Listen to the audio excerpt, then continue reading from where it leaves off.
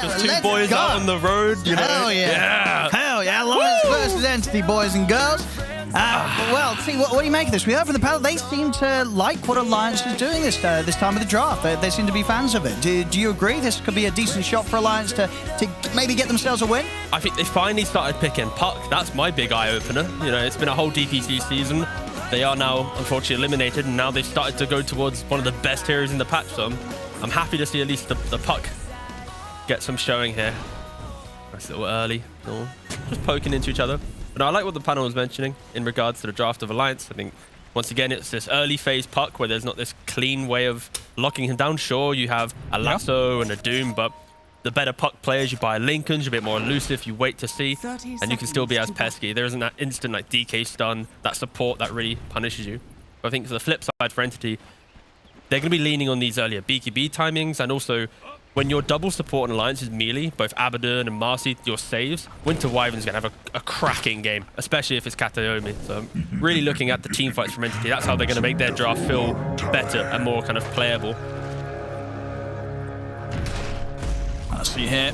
Looks like Alliance trying to force out a bit of a fight.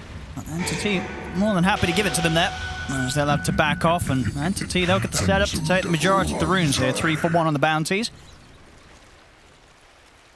I'll see how the lane setups go. But of course, Alliance, you know, today playing with Limitless. I mean, if you're Alliance, you think you're quite happy with having him on the Visage, a good hero to sort of be able to pull out here on the offlane? Yeah, I like the fact that they've given him a hero that can lead from the front. When you think about offlaners in general in Dota, you have the sacrificial offlaners that after lane, they'll start TPing to help their team out. They'll play a bit more from the behind in the hope to give the mid or core a bit more entry. But Limitless is the type of player, at least when he was playing on Hellraisers, the Beastmaster, the Visage alike, and he'll want to play a strong lane. He'll want to dictate a little bit more of this early game. And I feel like that's what Alliance has been missing a lot in regards to their Division 1 roster that they had. So yeah, I'm just excited to see if this works out, and already a lot of pressure being applied onto Pure.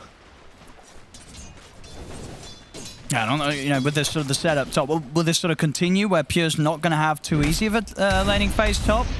Or overall, should he be all right here with the backup of Fishman? I mean, who's you sort of favouring the 2v2? Kind of favour the Alliance lineup. Of course, you've got the Broken Marcy hero in the lane. You've got the Soul Assumption spam. And Pure yet to obviously get level 2, get the VAR, so that bonus regen, but also getting the creep. A nice little aura to helping out. Yeah, not got there yet. But I very much favour Alliance's off-lane duo. All right, and then down on the bottom half of the map, I mean, are you liking what Entity's got here with their duo? Or do you feel like on this side of the map, Nico Baby's going to have a bit of an easier time as the carry? A lot of spam top. No, I think Nico Baby's going to have a pretty stellar time bottom. Yeah. Like, Winter Wyvern, sure, you can be a bit aggressive, but Abaddon going to be able to dispel quite a lot of this lane. The hills as well. Like, this is a lane that wants to chip down an Ursa, both Brew and Wyvern, just over time. And Abaddon, one of the better heroes at just keeping your carry happy.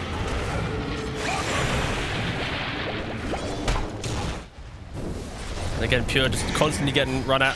Radiant's courier has been I keep bringing him very, very low on this top lane. This time around, he will have a salve ready. And just the aggression alone, look, he's sitting 6-1. Compare that to Nico Baby on the Ursa, 13-2. The Abaddon keeping the carry inside the creep wave, happy to hit creeps. On the flip side, this Dawnbreaker isn't able to help Doom in any way lane. The lane's getting pushed into Limitless as well. Alliance has done a really good job of just setting up this off lane to be decent farm. Yeah, how can they sort of, you know, deal with this if they're Entity? Is there a way to sort of pull this lane back into a good position for Pure to farm safely? They tried to do it with this half pull, but realistically, they're just going to be ran out the entire time, and Pure most likely should be dying here. I see. And he's going to try and get away from the two of them.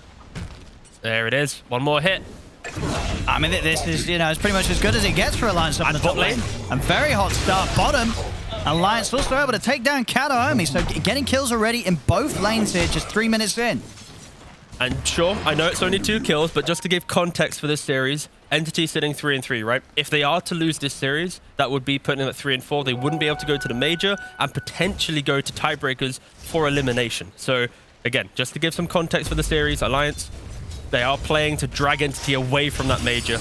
And every Dota player, they always want to play for the win, of course.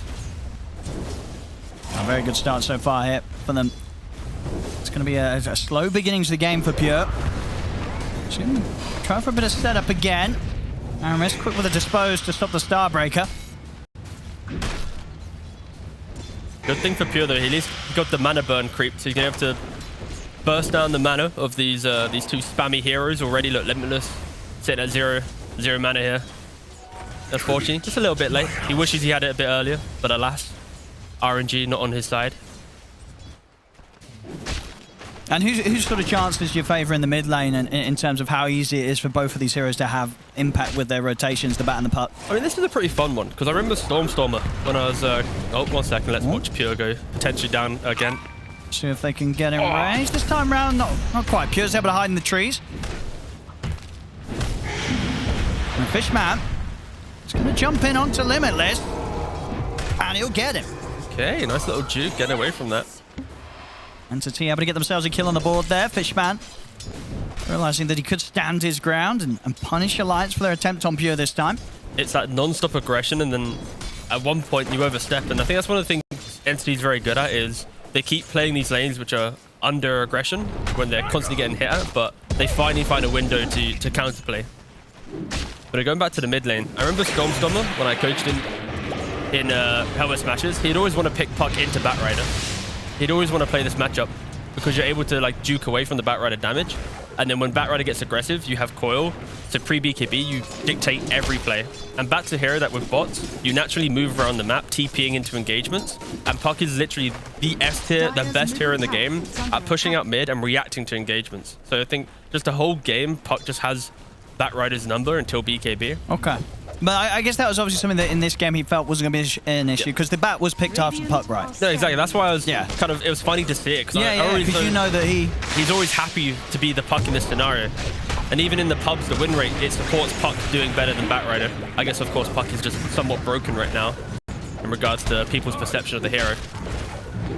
But the trade-off, of course, is in this game, the Batrider always, running over the back lines, preventing these heroes from having fun. Abaddon and Marcy, again, melee heroes getting in close. Batrider will have fun in the engagements once the BKB comes online. But no, so far so good for Radiant. Most of their cores doing pretty well. I guess the trade-off is Visage doing a lot more bullying rather than farming. Well, look to commit further onto Pure now. It's a little harder now he's got the rain drop out. Half of them to burst through, and WeHard did see if he could maybe find an opportunity to set up on the bottom lane, but leave that mid-board caught vision of him heading down there. So Entity playing safe under the tower. Won't get caught out by the rotation from Wheat. I feel like every time I see Pure play Doom, he gets like the perfect creep for him. Be it the damage lightning creep, and in this lane he gets like the mana burn creep. I feel like against a carry Doom, you need to start blocking some of these camps, or at least be aware of what's coming, because if he had any other creep in this lane, he's probably not farming. The fact that he was able to burn down this mana, prevent Marcy and Visage having that perfect spam the entire time, it's giving him a little bit more comfort to play the lane. Again, it's not like the cleanest of lanes. He's not being able to hit creeps the entire time, but still, pretty good start relative to how it could have gone. Into bottom lane. Nico, baby, he's got the 6, so he's ready to get aggressive. Maybe not that aggressive, though. He looks towards diving the tower, but quickly decides against it. I mean, this is an aggressive Ursa that doesn't have any power points in overpower, right? Like, it's not like he's going to quickly club him down and beat up these Fury swipes. 3 point Surfshock. Okay. I mean, I guess he sort of wants to battle with that. It's a very battling build. Yeah. Maybe even like a farming build to some degree. Well, you sort of, that AoE damage to clear through the camps. I mean, he is going the Battle Fury on top of that. I mean, I've not really seen this too much. Again, the standard build is often 1 point Earthshock into your passive plus a casual point in overpower. Especially because nowadays Earthshock got buffed, right? So just having the 1 point is very valued because it's almost sort of twice as strong as level 1 was before, right? Yeah, you got an extra, I think, what was it? Like 6% level 1, so pretty banging, honestly. Toby with the split. And he's going to try and punish the fact that Nico Baby, of course, the Enrage is on cooldown. See if they can finish him off. Get another stun. He'll have the ult in 5 seconds. He does have 1 charges. So big one. He's going to be fine here. They can't keep chasing him. Nico Baby will be able to survive through that first attempt with the first split. See top lane. Level 6 online here with the Familiars out. And looking to take down Pure, but backup comes in. Straight away with the last, so they lock down Limitless. Aramis will opt for the TP out. He'll make it out of that. And if you look back in mid with Weha, he just completed his Witch play. He was farming that in the mid lane. So he kind of didn't want to join this move. Often with that first backrider move, the puck will mirror that TP, coil, and you trade the kills. But because he was so close to his own, he opted to stay in the lane. I'd like to see WeeHa get a little bit more active now he's picked up the Switchblade. You can't allow this backrider to have these free TPs. What's going to be the most appealing area of the map for him to play into, do you think? Just the enemy jungle. You're a Witchblade puck. Poke your head in. You got an Abaddon as well. Abaddon can run around with you. If you ever do get caught off by a Doom or some lasso or something, just throw down the shield, get a bit tankier, dispel the lasso, of course, throw some heals out. It's going to be super hard to kill this puck until items come in for Entity. Entity, they like these more kind of not drawn out fights, but it's all around kind of, if they don't hit a big curse, it's the Brew getting the split, lifting the Abaddon, stunning another hero, Doom Bat getting 2 different big cores, one doomed, one lassoed, and you kind of like dragging them throughout the fight, basically. They're not so explosive in their lineup. Oh, he went 4 points in Earth Shock. All right. He's maxed it out. Look at this. All right. I mean, this is some new tech. I like this. All right, sure, why not? So far, so good on the farm. He's going to be on track for a good Battle Fury timing, Nico, baby. So I'm looking at the pubs, right, of Ursa. And Raven doesn't do it. Yataro doesn't do this build. RTW doesn't do it. Ramses doesn't do it. This is some Nika baby tech. Oh, wait, hold on. I saw one person do it. Ah, Sylar did it. Ooh, okay. Either way, though, it's like 1 in 25 games. One player has done this build, so yeah, all right. I can see the merits to it, of course. Push out your lane. You don't really have kill threat, right, against the Winter Wyvern with the Cold Embrace, the Brew with the evasion. I can see why. Fair play, Nico, baby. Fair play. He might want to get a casual point soon, though. Once he gets his Battle Fury, but still, that's later down the line. Alliance trying to sort of get set up around this triangle. So there's been a lot of preparation from Entity. We'll see Alliance get in with the Dream Coil onto the 2 of them. And be able to get the kill on Katomi, but TPs are coming in. Alliance will start to have to retreat. As Toby, with the split popped, he's ready to chase down Aramis. And indeed, WeeHa also gets taken out by Pure. Aramis goes down. So what happened to Weetie? I think you were watching that off to the side, right? Yeah, so he after the core, he orbed to the left. But so rather than running up to the high ground with his team, he decided to jump into the orb. And Storm was just there with a lasso. I was like, oh, hello, Wee. How you doing, mate? Just dragged him to his death, yeah. Either way, nice bit of aggression from Alliance, but instant counterplay from Entity. Once again, that is kind of what their draft is all about, right? Winter Wyvern, Brewmaster, Dawnbreaker, like, they all want to just counterplay you to the end of time. And like I said, you have to be mindful of that. Sure, they had a pretty good laning phase, but their damage kind of scales into the game. Like, there isn't this moment where they leave lanes like, wow, we instantly kill heroes. They get a couple of items, it builds up. Each time they get one item, that gives an opportunity to make a big play. And they want to kind of chip down this tower. But now the next time they take a fight, Winter Wyvern's now level 6. Dawn still has the ult available. They have to be careful of this. It's not going to be as easy as just A-click down the tower that you might expect from an Abaddon Visage strategy.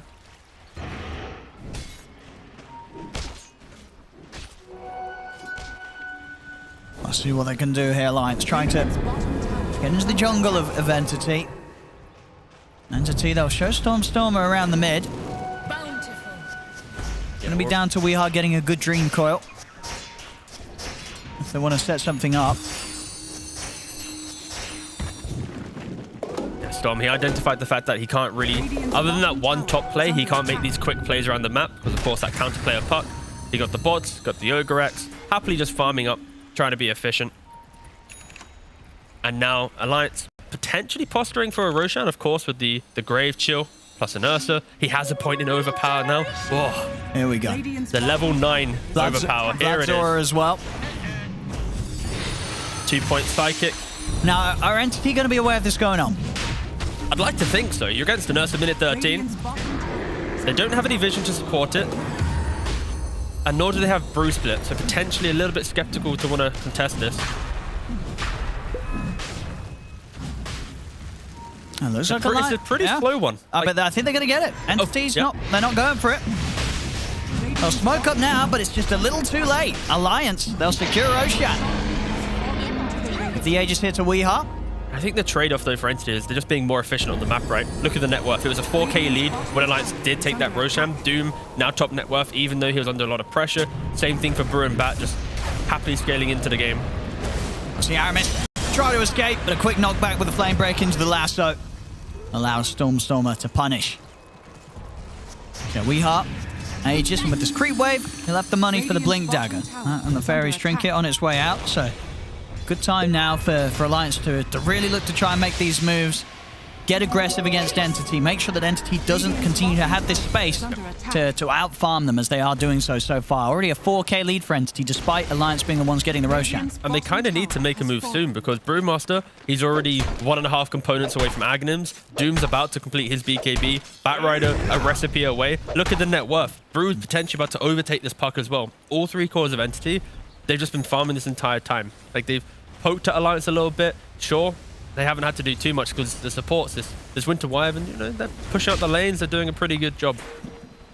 Yeah, I guess it just has been a bit of a slow start, right? You know, we decent timing on the Witchblade, but only managed to get 1 kill sort of going for the team so far with that 1 assist he has. It's because Entity haven't provided this puck with clean opportunities where he can counterplay. He could, like, when you're a puck and you're not seeing these quick TPs into kills, it's kind of hard for you to want to make that move because the efficiencies of pushing out mid, farming small camp.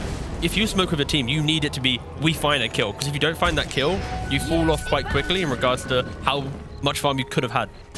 And he's a very farm hungry mid laner, so if he doesn't see that clear opportunity, he's going to hit creeps instead. Yeah, and he's in a lot, you know, still second highest on the net worth, WEU. He gets the dive in. We'll be able to take out Kataomi. Got our position here as we commits, gets the kill, doesn't need to drop the Dream Coil either for that one, so nice skill to find, and maybe even the chance to go for more. Entity, they're hovering around. It could be very difficult to push Alliance off this tier 1. They're going to have to let it go down, so Alliance getting some action done here around the Aegis with the puck. All eyes on WEU here. He has the Aegis, he has the ability to just jump and kill anyone. Ideally, I'd like to find Wyvern at the start of every fight. But yeah, this is very much the window in which Alliance kind of should be aggressive. But they aren't really able to get any vision out right now. The one ward that they had, Entity quickly dewarded it. If they want to make a play, they need to get a lane pushed into the tier 2, or at least smoke around Entity and just try and set up one of these fights. But still, it is very difficult. Radiant's bottom tower Full Wraith pack. Just run out for Limitless. Radiant. And Nico, baby. Battle Fury done, and into the BKB. Next up on his shopping list. I guess that's somewhat the weakness of Alliance's draft, is they can't expect Visage to walk up into high ground areas because it would die to Curse. You can't expect Puck, well, I guess with the Aegis you can, but to blink in straight away because you need to be jumping the Wyvern. So if you waste your jump, the Wyvern's going to stay alive. And Ursa, you kind of need BKB Blink to get into the fights, or at least a Blink. And okay, they find the Wyvern. Okay, this is perfect. Like, if they don't find the Wyvern, it's so awkward. So you can see why Alliance is stalling in their engagement. But they finally do kind of break that defensive positioning of Entity. I feel like if this Aegis was lasting like an extra minute, I'd argue that Ursa could go for Blink first, just to get into the middle of the fight and open it up for the rest of his team. Because the reason with this Ursa pick, it was very much the status resistance, the tankiness, you soak up the Doom, you eat through Doom. As long as there isn't a cold embrace to, you know, stop you from killing off the target, you are able to just run around the fight. Or you're not lifted up by the Brew. Yeah, this is very good timing there from Toby right on the Brew. I mean, he's just been hitting creeps, yeah, 17 minutes in. And now finally Entity, they're going to group up and they're going to cross the river, right? That BKB timing on Batrider has finally come into play. Doom has a Blink Dagger now. Sid's picking up the BKB. Like, they're so hungry to fight. And he's got to soak up 40 seconds left on Aegis. He wants to be the one that breaks the smoke. He wants to be the one that tanks a couple of these spells. I'll see them focus towards him. He'll look to jump out. He'll make it away. Keep that Aegis protected.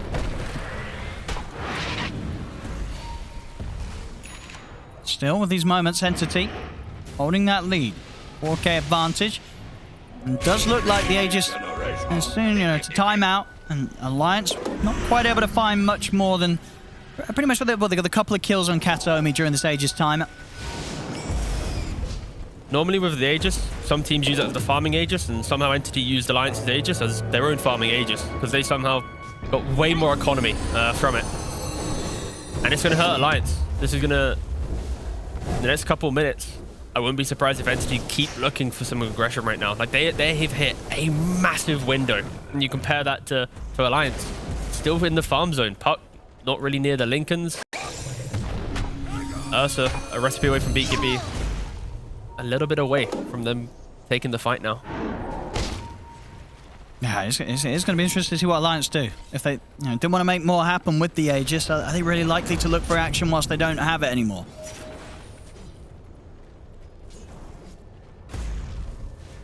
A group up around this tier 1 looks like they're going to go forward here, start things off. Pure, he'll turn. The Dream Coil does catch the 2 of them, but Aramis in trouble on the front lines. He'll fall. And used the Dream Coil, but Alliance didn't seem like they sort of had the ability to push up and fight in that area. They just have to Dream Coil and run away. It's the positioning of Entity, right? They had the high ground advantage. Sure, you hit this big core, but there's no follow-up. NiKoBaby was also pushing up the top lane as well. So it gave him even more confidence for Entity. He's like, guys, we see the Ursa. They can't even be here. You'll take the fight. And Alliance, you see how they're playing that instantly after that coil. They're pushing out mid. They're pushing out top. They're going for the skip wave play. And they might... They found the puck. Doom Pure. He's going to be able to catch Wheat. That's a very dead puck. 7-5 now, leading in the kills, as well as, of course, that gold lead just continuing to grow. 7k, sort of 6-7k here for Entity. Every passing moment looking to have the game fall further in their favor. Just a nice setup. He blinks in, instant Infernal Blade, then into the Doom. Production just really wants to watch we get doomed.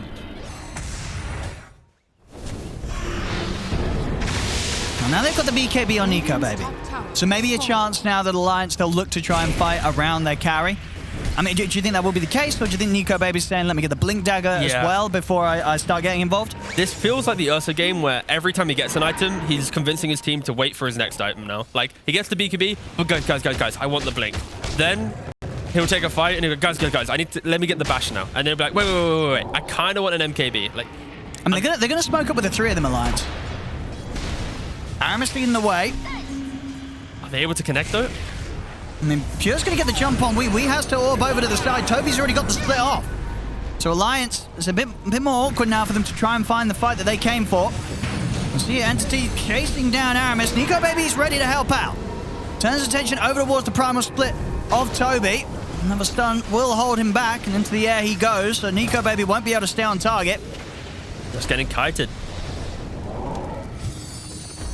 As Entity, they'll be able to very safely disengage. And this is the fight where NiKoBaby says, guys, I need a Blink. You see that in how Entity is able to just disengage, and that was just one brew split, right? They didn't even have to use Curse. The Batrider wasn't even present. No Door Note as well. The inability for Alliance to get into the middle of the fight and just cause it to be a real engagement is kind of hindering them in the ability to enter this game. And they've got to be very careful in the next attempt to fight Alliance, because Kataomi's got the Blink Dagger online. So even easier for him to come in with a big, sort of clutch Winter's Curses or even just sort of cold embraces to make life hard for NiKoBaby to lock down a target and get that physical damage done. And I love how Entity often in their games, when they're ahead and they feel the lead, Fishman buys this early gem and gives it to Stormstormer. Yeah. He's playing this Batrider, he's using these napalms, checking the high ground, he's removing all of this vision possible. So Alliance, with this lineup, they have to play around a single ward in an aggressive position. It's so hard for them to move across the map and have continuous vision up.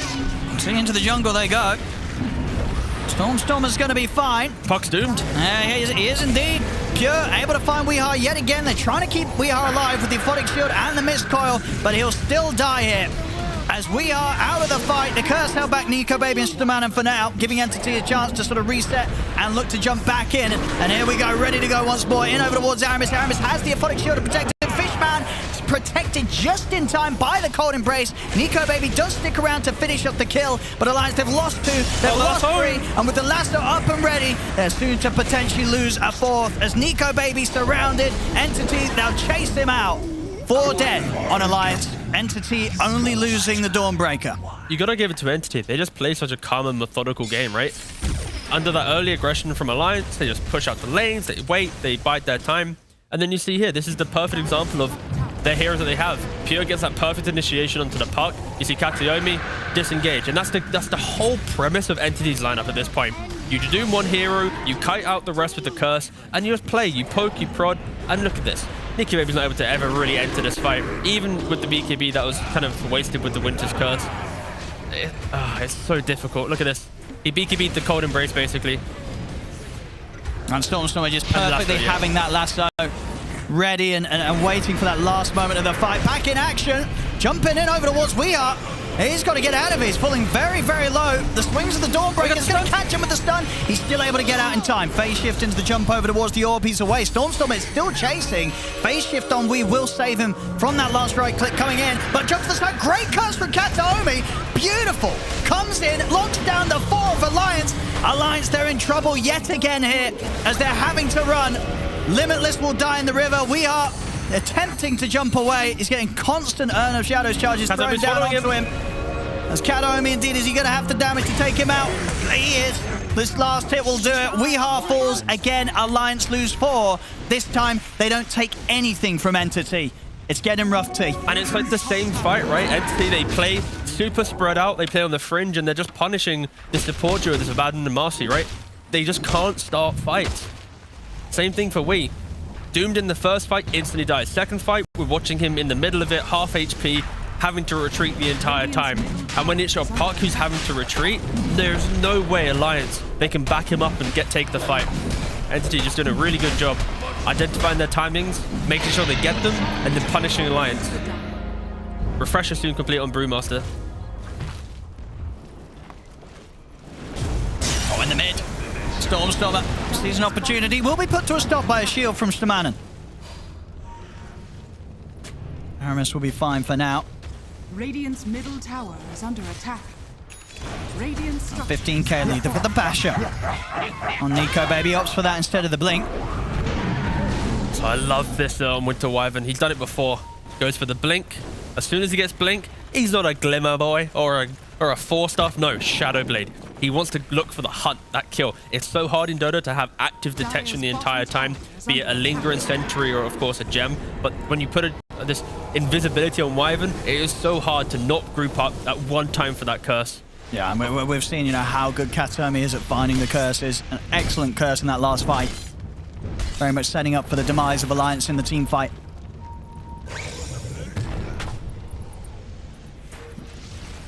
And for Alliance, it's kind of hard for them, right? When the Visage, Ursa, Marcy, these heroes all kind of clump in their fights, right? They rarely spread out to get their damage out. So it kind of, the fights play out for Wyvern, where if he's just patient enough and positions nicely, there will always be a chance where a curse will present itself. It's not, oh, Shiva's into double blink. In they go. Limitless. He's hiding. Will be able to protect himself for some time. But no way to escape this.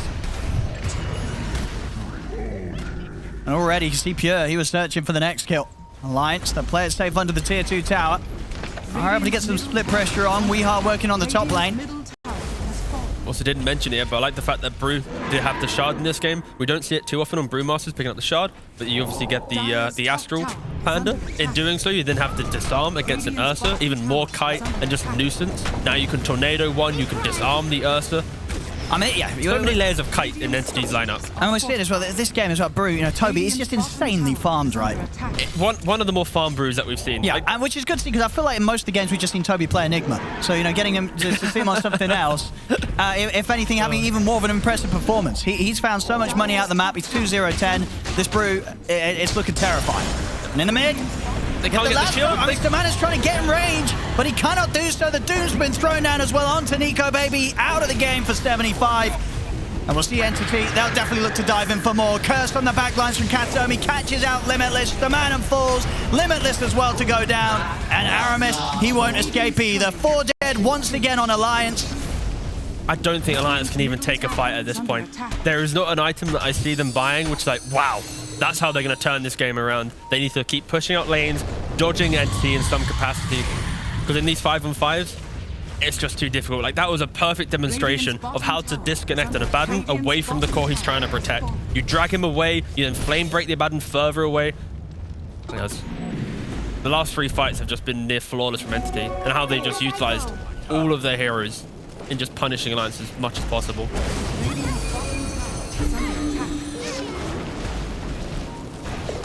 Yeah, there's sort of difference in the farm as well, showing the farm very much for Limitless, dropping behind. It's getting close to the point where both of Entity's supports might just take him over, T. And this is the thing, like with a Visage type lineup, you often do well in your lane and then use that aggression to open up the map for the rest of your team. And unfortunately, if we kind of rewind the clock to the laning phase, the mana burn creep, preventing Visage from spamming, the fact that he did die to the Doom at some point, you never really took that tower early enough. Like, all these smaller things built up to a very stable, static game for Entity that they could get themselves into it. And like you mentioned, yeah, this Winter Wyvern, he's, you know, a couple creeps away from going, oh, I'm now a position 3 for Alliance. Or a really fun pot 4 for Entity. Nico, baby.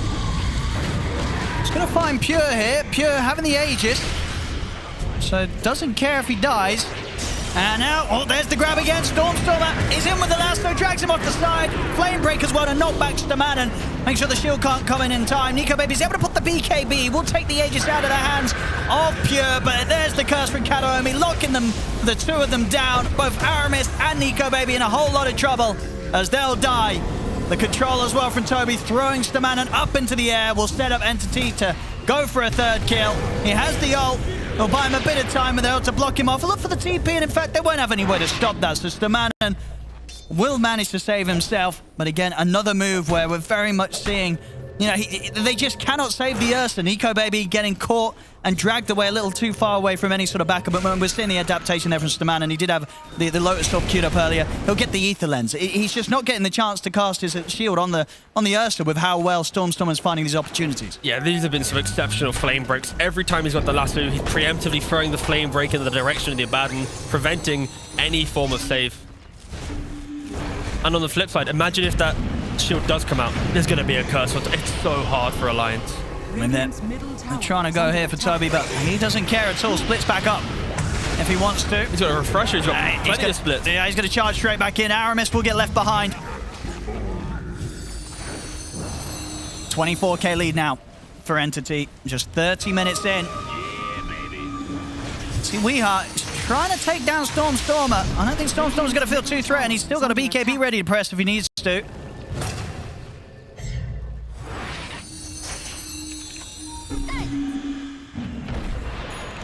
We've got to be careful around this point. Because Entity, they're heading back this way. Ooh. He's sticking around for the courier. He doesn't have blink up. 4-second cooldown.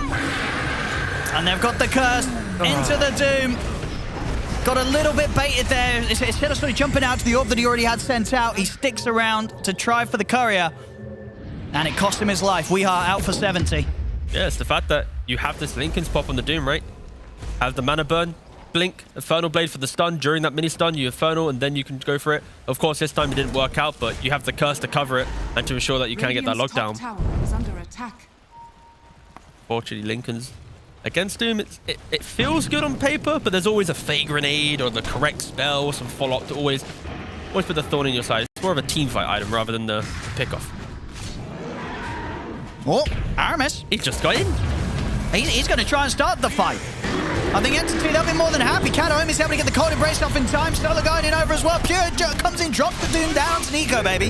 Nico Baby did have the BKB off in time, but he's not going to be able to stay on top of Kataomi. As Kataomi's able to kite him out, they'll turn. They'll look to take down Nico Baby, who's trying to run, but the control's there from Pure and his Infernal Blade. As that's no Ursa again for 70. Pure, he's ready to start diving the base. He's in under the tier 4s with a BKB. They'll get the catch on Limitless. Don't worry, you've still got another split. Nothing going to stop them here. You can see Alliance, so they at least identified who the MVP of this game is. He's TP'd in. Oh, he's on the back lines. He's going to look to see if he can get a pick off here. He's trying to get back out, though. Okay, now he's backing off. Oh, yeah, there he is. Bit down, bit left. What? There he is. Quite elusive, to be fair. Should be able to get away. I say that, though. Pure's still trying to chase him. Like this game of Tom and Jerry right now. Yeah, he'll be out in time. 30,000 gold lead for Entity. Quite the advantage here. But not able to break the base, though. Nice bit of copium there for the cast. It has happened now. Both supports of Entity have taken over Limitless. Oh, no. Axe, as we saw, was just sent out for Fishman. And of course, Katomi, he's having a great time. Going for, indeed, I think pretty much we've seen this build from him most times he plays the Wyvern, as you said, the Shadow Blade, and then into the Aghanims for himself. Oh yeah, I just absolutely love this build. I will happily say that Katomi, I think, is the best position for Wyvern, at least in Europe. I guess that's the easy one. I'm yet to see a player who really pops off and is as aggressive as him. And it feels like most of his curses, it's like he rarely uses one, which is like, one hero, sorry. There's always like purpose and meaning behind it. Mainly because of his positioning, not putting him in these scenarios where he is just having to waste curse. Alliance, though, down 30k, down 20 kills, down a lot of towers. See what they can do with this smoke. They're going to head blindly into the high ground here, see what they can get done. They will get the jump onto Fishman. Fishman getting very low, but the cold embrace from Katomi. It's there. Stormstorm's in with the lasso, but the enrage was off in time. Nico Baby still alive, will manage to take down Fishman. Off to the side. Quick link out from Aramis will get him away after Curse was used in an attempt to lock him down. Alliance, they got a kill. See if they can all safely disengage. I mean, Toby's going to be ready to chase with the primal split.